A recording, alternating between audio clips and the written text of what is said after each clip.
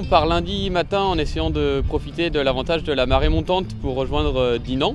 Donc on va profiter des bons vents pour aller vers Dinan et une fois qu'on se rapproche de l'objectif, on va essayer d'expérimenter le plus possible la navigation avec Brioc. Le Brioc, c'est un bateau d'un peu plus de 10 mètres, il fait 11 mètres 70. Il y a eu plusieurs curars qui ont été reconstitués. Le plus emblématique, c'est le Brandon. Du coup, le Brioc, c'est à l'instar du Brandon, c'est un bateau qui est fait sur une armature en bois, mais ce sont des peaux tendues, des peaux de vache tendues.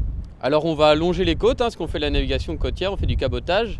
On s'arrête tous les soirs et du coup, dans l'idéal, j'aime bien qu'on soit entre 5 et 7 à bord.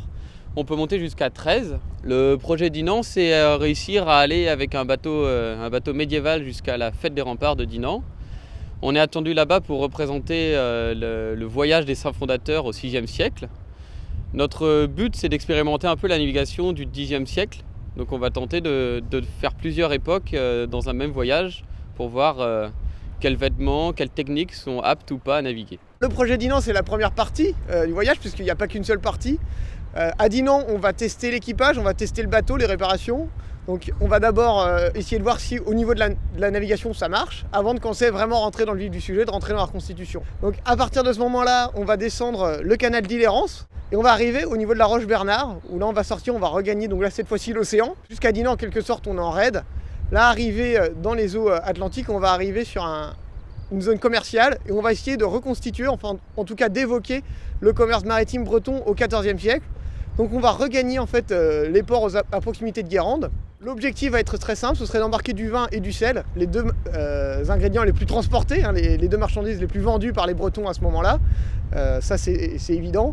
Et l'objectif, ça va être de regagner tranquillement la pointe bretonne et d'arriver à Audierne pour la fête médiévale de Pont-Croix, du village Pont-Croix 1358. On l'a eu par François Breton, qui est le propriétaire officiel de ce bateau-là, et qui nous le prête en échange de l'entretien du bateau. C'est un principe très sympathique et très efficace, puisque le bateau a le droit à une belle cure de jouvence et il va naviguer. Un bateau, ça a besoin de port d'attache. Et nous, on a beaucoup de chance, puisqu'on est sur un pays extrêmement pratique, puisqu'on est sur le pays Pagande. On a eu notamment un hangar qui est sur Kerlouan, qui nous a été très pratique, mais surtout aussi un accueil très chaleureux par la mairie de Guissény, qui soutient l'association au quotidien. Et qui, là, vous voyez, on est sur la plage et on partira d'ici et on reviendra ici, parce qu'on a vraiment beaucoup de plaisir à naviguer ici.